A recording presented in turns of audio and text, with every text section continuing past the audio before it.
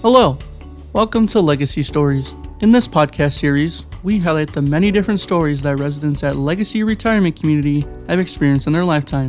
Take a listen.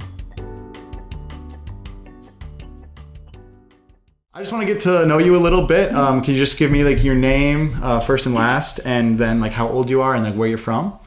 Do I have to tell you my very first name? It's been a secret for most of my life. It's Ida. Really? Ida Joyce. Oh, okay. Matson. I love that last name. Sturdy. The Ida was my great-grandmother who immigrated from Sweden. She didn't even like the name, but they thought it went well with Joyce. Mm-hmm. So that's how I called it. I was born in Iowa. Okay. And lived in many other places. Mm-hmm. What was the other question? I am the most excited 85-year-old. On my birthday, I made a fool out of myself. I was so excited to be 85. And so I tell anybody, whether they ask or not, about it. What else did you ask? So you said you live in many different places. Can you just Yes. tell me? Yeah, you don't have to go name list by list every single one. You don't mean to name all 30. My husband is an Air Force brat. Oh. He's lived in 39 places. Wow. Went to 3 high schools. What a horror that is. I am a preacher's kid, married a minister, and I have lived in, I think, 14. Oh, okay. Born in Iowa, then California. I was in Alabama during the Second World War. We were in Kansas at Grandpa's farm while my dad was in France. I lived in Superior, Wisconsin, number of times in Chicago area, including Glencoe, where I taught. Then we've lived in Nebraska 3 times. High school, Wausau. And I thought everybody knew about Wausau, but nobody here but me and Ralph knew about Wausau. It's a wonderful Swedish town, of course. And then Ralph's first church was in Aurora, wonderful town. Very, very solid town. And then they called us back from New Hampshire to Lincoln, Nebraska, and we were excited. And here we came with our 3 preschool kids, and our son, who was the oldest, has lived here ever since, and he is 58. Oh, okay. So that makes us a Lincolnite, I think, if we go by our son. And we have 2 other daughters. So then we moved back to New Jersey, and then we came back to Lincoln. I told Ralph that I would live anywhere in the United States with him as long as I got my own house, because I'd never been in a house that we owned. And so he said, Lincoln, Nebraska. So he picked that, says something very positive about Lincoln, mm-hmm. that he would pick it out of all the, but it was mostly to do with our son living here. And so we got a colonial house on Ocho. And I love that colonial house. It had stucco walls and ceiling, and, mm-hmm. and I had antique carpet, and I'm talking too much. No, it's all right. No, it's perfect. No, it's perfect. Keep going, please. Yeah. I was planning my first ever home of my own, and nobody from the church board or the ladies' aid would be coming to check the bumps on the woodwork, or if the burners on the stove all worked still, and if I cleaned out under the sink. Well, I just enjoyed it so much. I hung pictures everywhere. We entertained a lot because we knew a lot of people from Lincoln, because we knew we had lived here several times.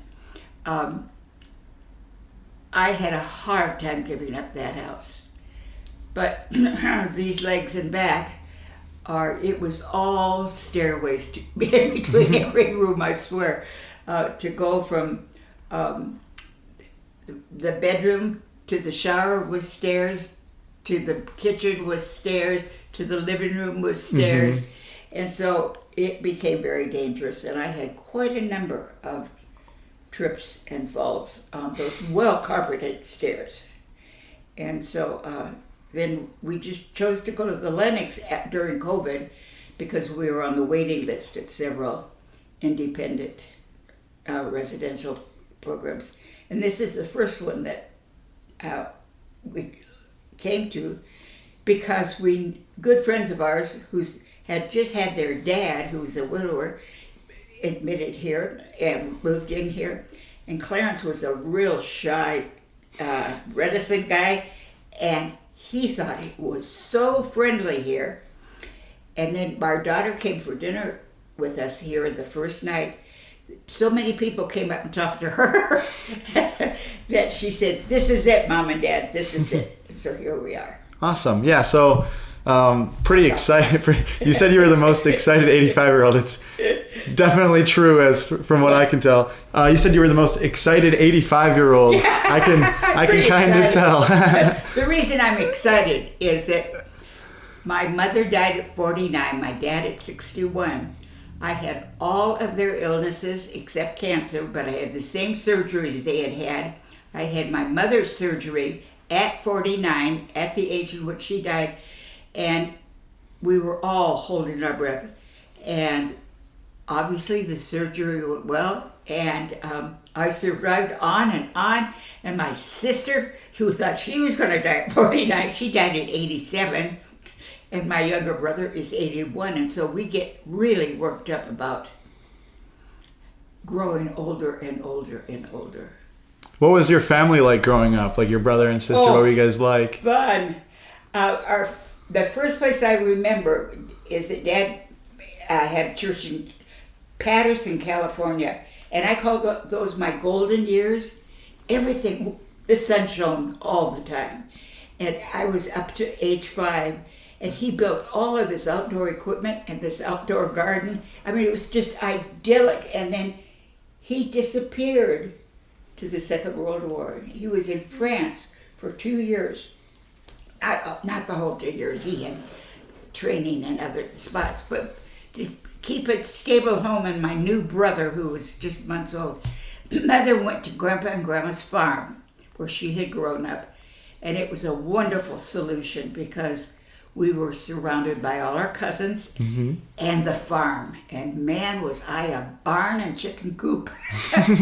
Girl, I had more games and 3 fun boy cousins. I only had 1 girl cousin that played as hard as I did. But the boys, I could take them almost every time. Awesome. What was the question? Oh, no. So were you the middle child? Yeah, I'm a middle child. Oh no. How can you tell? Oh no. I'm the youngest. Oh. I'm also the youngest of 3, so. I have. Would I say you lucky kids? Yeah, my middle sister and I are actually like super, super close. So my sister and I are only 18 months apart. That's how we are actually. Dad? Yeah, my 2 older sisters. 2 older. Yes. So maybe that's the difference. My older sister was 18 months going on 30 years older than me. She was a grown-up from the beginning because Dad left for the Second World War and turned to her and said, "From now on, Arvita, keep an eye on your family. I'll check with you." Well, there was my mother and baby brother, but he was worried about the baby brother. And so he said that. My sister said she walked away from saying goodbye to Dad and said, "I'm done being a child." She became my mother. That's how my sisters are too. Are they like mother? Very protective. They have my location on my phone. Like they're always checking. Do they? They your sisters? Yes. I'm from Kansas City, Kansas, on the Kansas side. So they go to UMKC.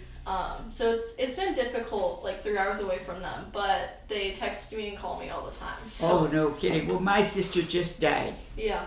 So I'm carrying on a conversation all the time in my head with her.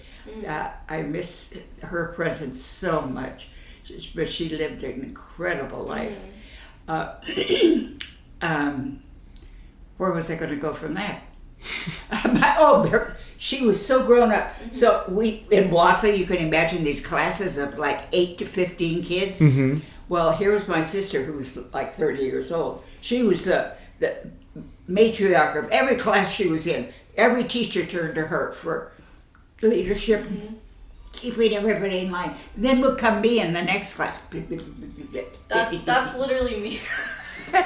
And he would say, Why can't you be like your sister? Did you get that too? I have a memory of being in 7th grade with my reading teacher, and she said, "You better be like your sisters."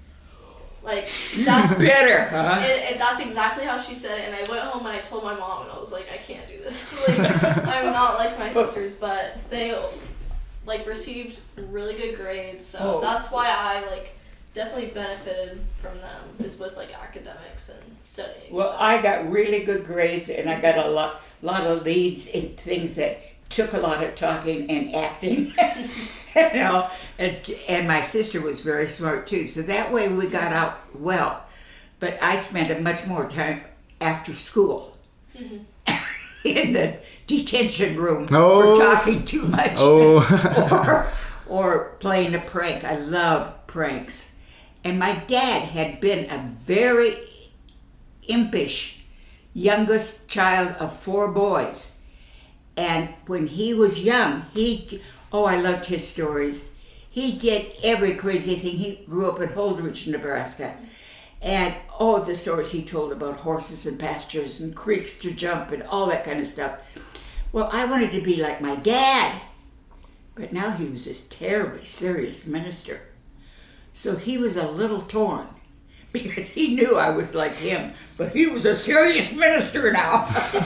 So we used to have this kind of secret thing with this glitter between us that said, "You're a handful, yeah." And then, of course, my younger brother, we called him the Prince. The Prince. And he still acts like, he's not arrogant, but he's quiet, introverted, and he became an artist. Got his doctor's degree in art, taught at the University of Chicago and at a private school there. Still lives now he lives in Des Plaines. His wife is homebound. Lovely guy.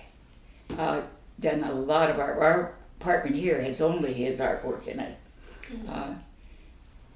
He was 4 years younger, so he seldom heard about his sisters. And he was terribly good looking. I mean, he almost looked like a model or something, you know. Okay. So anyway, we all led such different lives. I thought being that good as my sister and as my dad was now was boring. And my sister has told me in her later years that I was the most fun in her life.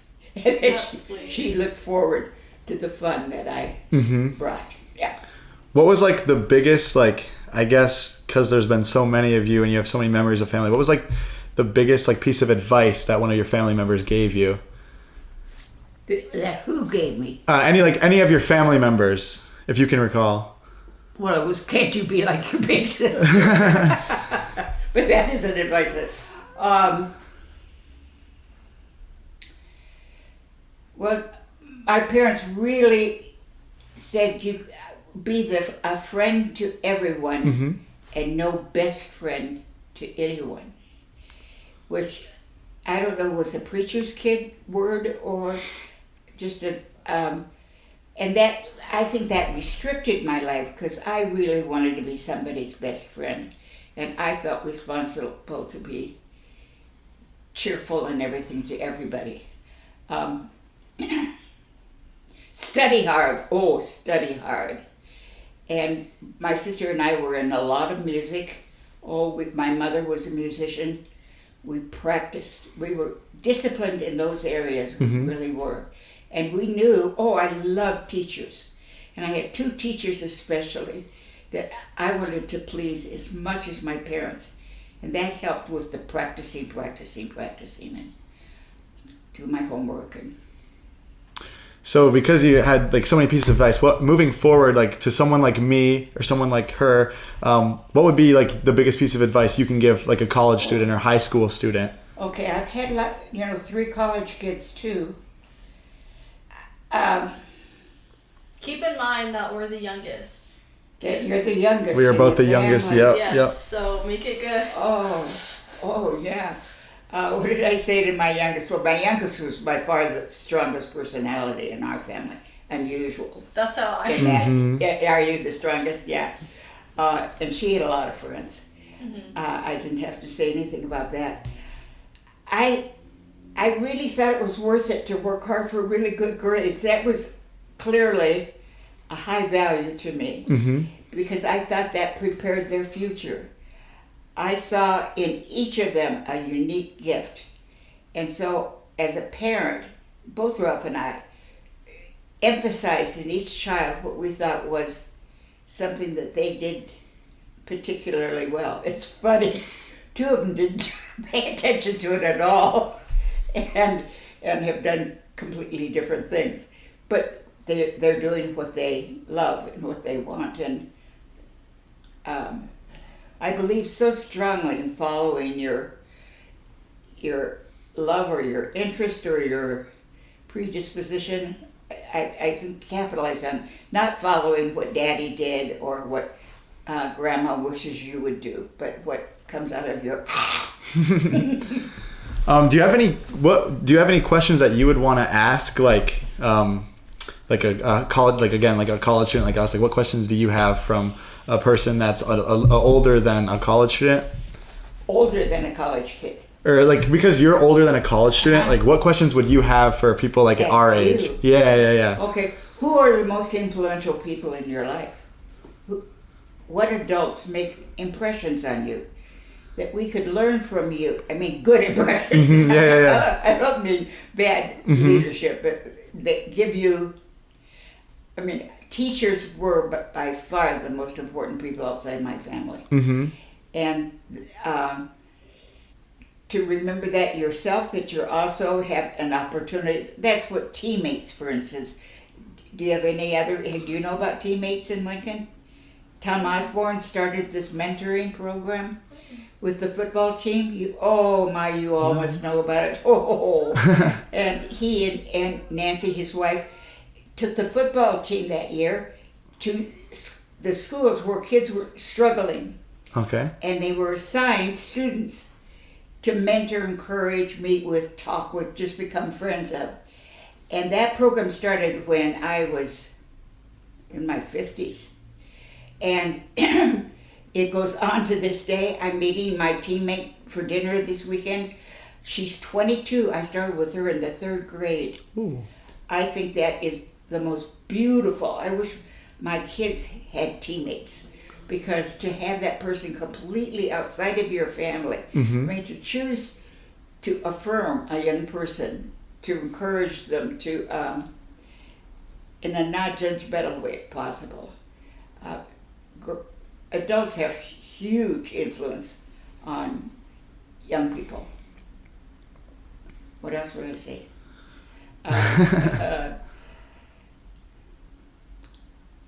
think... not being judgmental.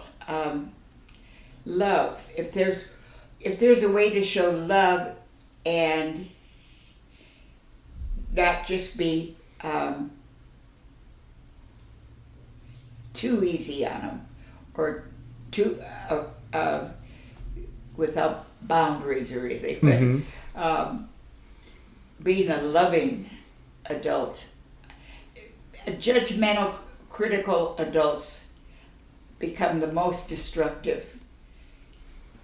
Just in our chatter between ourselves as teenagers and as young people, we talk about, oh, what about that old grouch? Or that lady, she'll put you in your place, or she keeps track of everything about you. But if somebody affirms you and loves you, that gives you hope about being an adult. Yeah, I mean, to answer your question about like who has like the most influence in my life, that's a really good question. I really want to say my parents, but I feel like that's such a boring answer. But I really do feel like that's probably the best answer. Really? Bless them. They've always like taught me to like work as hard as possible. Really? Nothing's gonna come like super easy, so you have to work for like, and they've always been. And you want to please them. Exactly. So I know they know what's best for me, and I have to sometimes agree with them a little bit, even if it's not something that I want to do. They always have my best interest in their minds. So. Have you ever come to odds over politics? Just growing up, my parents never really were big into like any like political stuff. I'm sure like they vote and whatever, but that kind of didn't rub off on me. I don't really talk about politics ever, so I don't really have like a standpoint on that. It has become huge even with our grandchildren. Mm-hmm, yeah. And they'll come over to talk to us just to talk through some new challenge that they have faced politically. The other huge one for us is faith. Mm-hmm. And the change in one generation between our full embracing of the faith and the community of the church to even our children began to move away. And now our grandchildren, there is so much more openness about questioning the church and questioning specific doctrines and positions of the church. And that's really become a separation point, I'd say, or contentious. Yeah. Do you hear that at all from young people around here? Not really. I've kind of surrounded myself with friends that also aren't really big into like political stuff, so like it's never really a topic that comes up. Okay. Obviously, if it's like a major event happens, then there'll obviously be some discussion about it, but not really. If there's not really that much, then we won't really. Like not having a speaker for the House of Representatives isn't a big deal to you. Yeah, no. That's not a big deal to me, but the Nebraska football team playing Northwestern, that's a big deal to us. How about the volleyball team? Oh, that was awesome too. Yeah, watch that. I was on my toes the whole time. So that's my husband watches 4 newscasts every day. Really? Yes, he's the Air Force kid, you know. Mm-hmm. He is really still just instinctively invested in the government, the politics. So yeah, it was just a given in our household. And faith-wise, that we've had some real tough times with the church, in different places where we've lived. And Ralph is very much an open-minded person. And that has created a lot of angst and tension and dilemmas for our kids too. And but I still so believe in the heart of the love that can be found in a church, and still want that for our kids. So we still talk about it. And the grandkids say that when they tell their friends they're coming over, oh, that's those people in your family that talk about everything. Yeah. And so we always have had that from when our kids were little, and now with our grandkids, that we're the family that talks about anything, everything. You know, everything's on the table. Yeah, that's kind of how it is at like my big family gatherings. Yeah. Like we'll all be sitting at like the dinner table, like at like Thanksgiving or something, and like someone will bring up like a political topic, and then that'll be the point of discussion for a little bit. Someone will talk about like a different like world event. That'll be so we like to talk about everything too. It's just that I don't really have much input when they're talking about like. You don't care that much. I don't care that much. Yeah. So like for example, at Thanksgiving, there's probably 20 plus people there. I'm the youngest out of all of them. So yeah. Oh, yeah. Wow. So my sisters. Who do you look up to in your family? It's a good question. Probably my grandma. She's. Oh boy, grandma's yours and her. I love my grandma. Yeah, I love talking to my grandma. My grandma texts me all the time, and she's the sweetest person ever. She's what? She's the sweetest person ever. She texts you? She texts me all the time. She's very tech savvy. Very tech savvy. Yep. I'm impressed. Yeah, I know. My parents all the time, like my mom will talk to her and she'll be like, oh, I just ordered this on Amazon Prime or something. And my mom's like, why do you know what that is? So my grandma is definitely someone I like to talk to. Did she have a career? She was more like stay at home when my grandpa was doing like working. He was in the military, so she stayed. She's. He was in Ameritrade. A military. Oh, was he military? Yeah. What branch? He was in the army, okay. I believe. Yeah. And he was set to be in the Korean War, and my grandma is mother of 7, so big family. So, yeah. And she has that much spirit for you to just love her that much. Mm-hmm. With all those, how many grandkids? Who knows, huh? 15 maybe. I have quite Do you ever all get together? Not recently because we're all like kind of like older now because everyone's off to college. We have people. Yeah, we right at the age. have family all across the country now. But like maybe like 5-6 years ago, the Christmas parties were pretty big.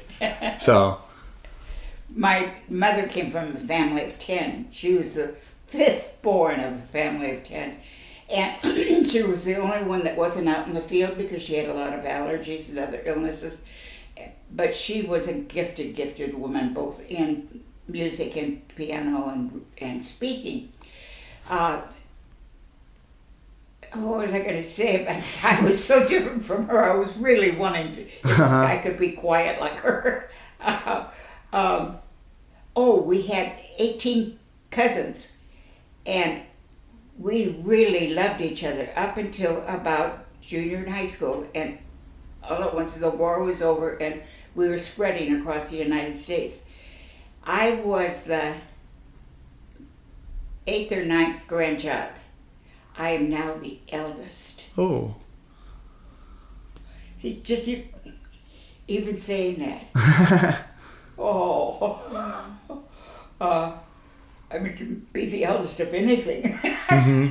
But the Olsen grandkids, and on my dad's side, his brothers didn't have children.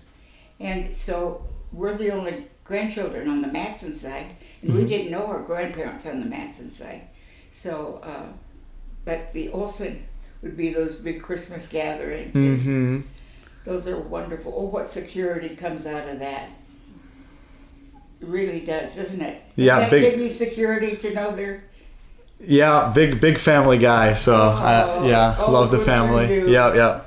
Oh, and I would say that as advice. I hadn't thought of this really before, but I can tell that we do it because Ralph missed it. That's why he wants it now. And I want it because I had it, and it was so much joy that I would really encourage my kids to continue that security and stability that comes with knowing you're from a family group.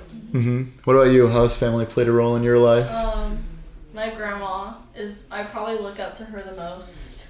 I try to FaceTime her as much as possible, but she's probably just like the strongest person I know.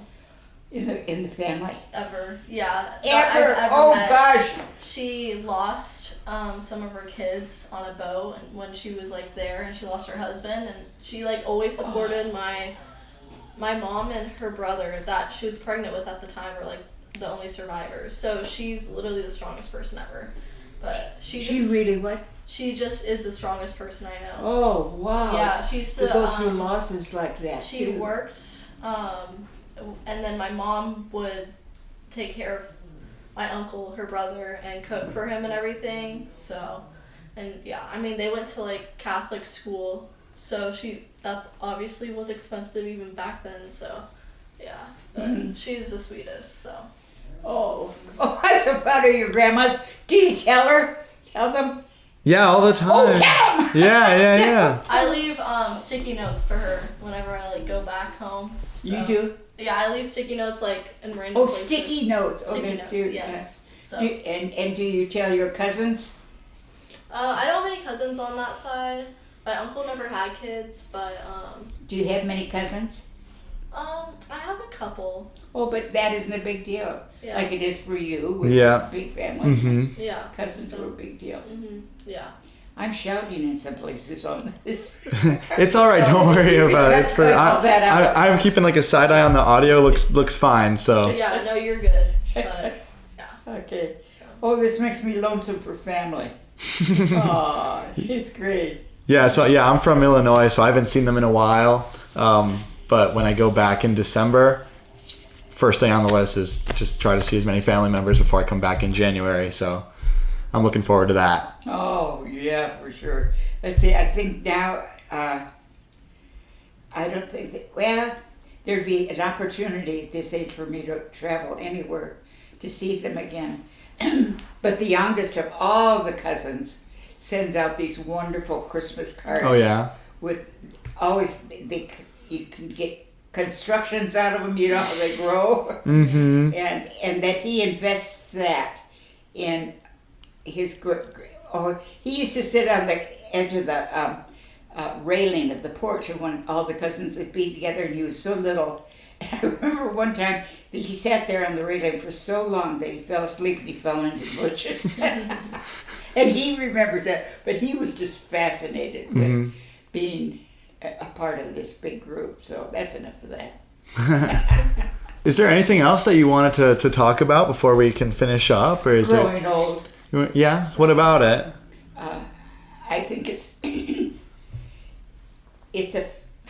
there. I was got my master's degree in geriatric social work at Rutgers in New Jersey. There is so much resistance, particularly I think in women maybe, to be growing old. Oh, a fear of it, and resistance, and oh no, look at, here comes this wrinkle, and here comes this body function, and here these things that are maybe because I didn't think I'd get it, that I love it so much, and I want people to. I read this article once about joy can carry you through your aging better than any other characteristic. Laugh. Well, my kids tell me, my grown-up kids say, the thing that makes it the easiest to come during your crises, which there are plenty, physical crises and all, is that you laugh at everything. You make a funny story. My brother and I used to reconstruct these stories when we were just starting to age, and he'd make up this video of aging characteristics that could just joyful. And so I think I would give that advice, is catch yourself when you dread it, and turn it to something to anticipate. One more thing that I just thought of. What about like the legacy? How has living here been for you, for your husband? Okay, in all honesty, I like it much better than I expected to. I spent so much time with people dreading to move into a retirement center, resisting it. When we came, we were so ready. We're in a very small apartment because it was the one that was closest for our dog to get outside. Oh, okay. Our dog just died last month. Oh, I'm sorry. So the loss of Rufus and being in that small apartment is a negative, but the people they're so bloomin' friendly and nice. But I have trouble. I've kind of burned out on crowds. And that eating in a dining room every night with a whole bunch of people just wears me out. And I don't know, one man told me that it's the preacher's wife in me, that I feel so responsible for everybody in the room, that's what's wearing me out. Well, I try to check that. I remember as very young, I'd fantasize growing old on an island all by myself. And I thought, so I've longed for aloneness and a lack of responsibility for others for a long time, and just enjoy my moments. So I don't go to the big evening meals every night like a lot of people do. And my husband he doesn't have to. He often brings me takeout. But the warmth here and the activities and the pond and the ducks and the goldfish and all that kind of thing is just, this is a great place to be. Awesome. Amen. Yeah, I mean, I just to close things out, I just want to say thank you so much for taking the time out of your day to talk to us.